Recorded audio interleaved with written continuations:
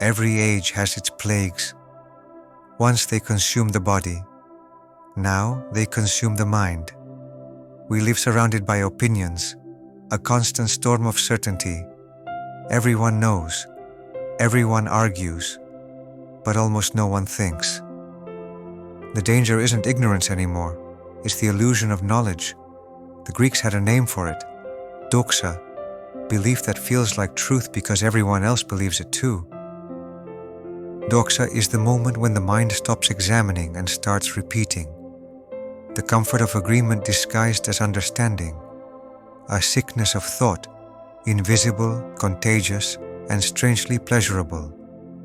To the Greeks, doxa was not wisdom, it was its shadow. Plato once described a people who mistook shadows for reality. Today the cave is made of glass and pixels. You no longer need chains. You carry the cave in your pocket.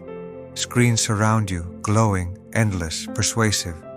Each one whispers the same illusion, that seeing is understanding. What we see feels real, but it's curated, cropped and engineered to feed emotion, not reason. Anger, fear, validation, the cheapest currency of thought. In the ancient cave, prisoners watched shadows cast by fire. Today, our fire is the algorithm, and its light blinds us just the same.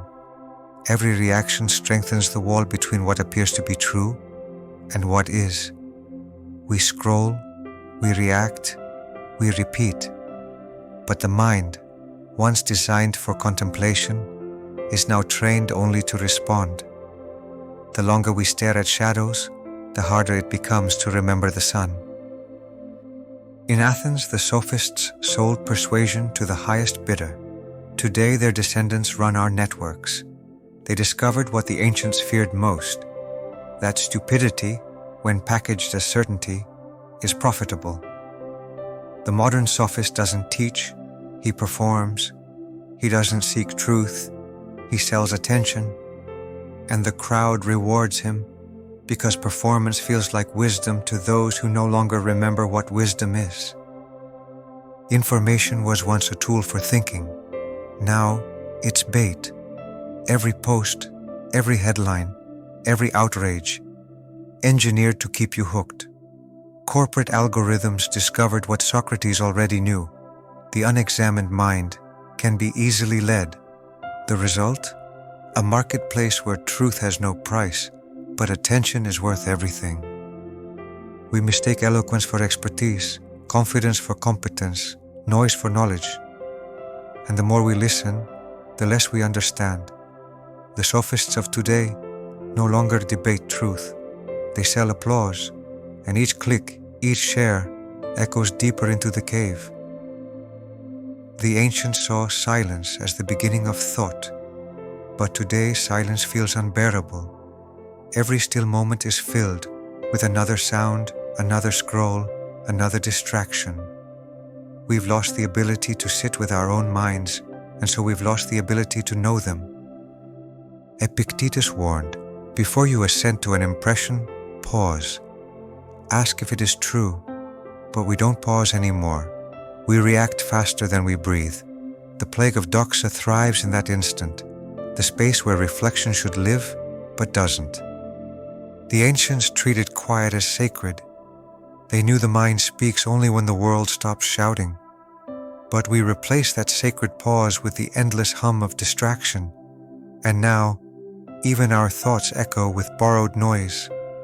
Aristotle taught that wisdom begins in wonder, in knowing how little we truly understand. But today, the world rewards the opposite. We rush to speak before we listen, to declare before we think. The modern mind confuses quickness with clarity, speed with substance. And wonder, the root of all learning, has quietly disappeared. Modern life rewards unshakable opinion, delivered instantly. To hesitate is to look weak. To question is to be excluded. The ancients feared arrogance of intellect. We now mass produce it. Everyone must have a take, even when there's nothing to say.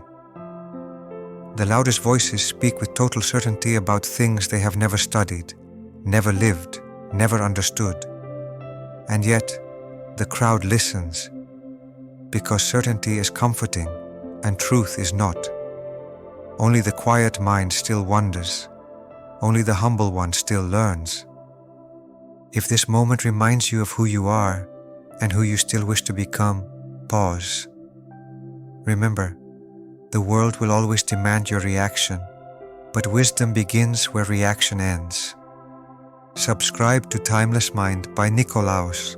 Each week we return to ancient wisdom to reset, reflect, and rise with clarity. This is your space, your philosophy, your voice, remembered. Take one breath. Let the noise fade. You are already where wisdom begins, here, now, in the quiet mind that remembers itself.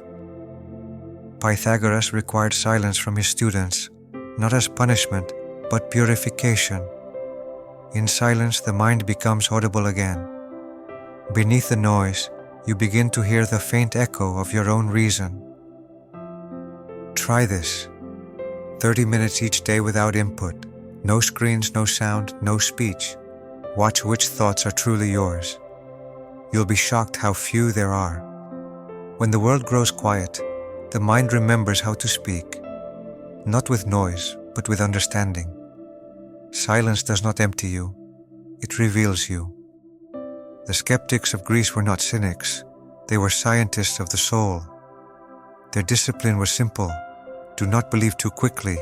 They asked, why do I think this? Who taught me to think this way? What if they were wrong? Doubt is not weakness. It is the immune system of the mind. Without it, thought grows sick on its own certainties. To question your convictions is not to betray them, it's to strengthen them. To doubt yourself is an act of courage.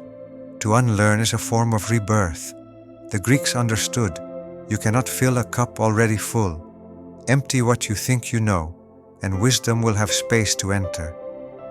Every philosopher who sought truth faced exile in one form or another. Socrates, Diogenes, Xenophon, each refused to trade clarity for comfort. They knew that thinking for yourself will always cost you something, because the moment you stop repeating, you stop belonging. But truth was never a popularity contest. It is a discipline, a private act of courage. The Greeks called it arete, excellence of the soul. To live by it means standing alone, without anger, without fear. To think clearly is to stand alone. But in that solitude you discover something greater, freedom. Not the freedom to do whatever you want, but the freedom to see what is true. And that truth will always make you whole. When the storm of opinion fades and the noise finally dies, what remains is the mind, unburdened, free to see again. That is where philosophy begins, not in words, but in the stillness that gives them meaning. The Greeks called it eleutheria, the freedom of one who rules himself. Not a rebellion of impulse, but a harmony of mind and soul. You can only reach it when silence becomes your teacher and solitude your strength. So when the noise returns, as it always will, remember what the ancients taught. Wisdom is not a gift, it's a choice renewed each day. Every breath, every pause, every act of thought is a step out of the cave. And maybe that's all philosophy ever was, the courage to think when everyone else repeats. If you've listened this far, you've already taken the first step. Not away from the world, but back to yourself. Take a breath. The mind is yours again. There are no more words to learn, only moments to live. When the world grows loud again, remember this quiet.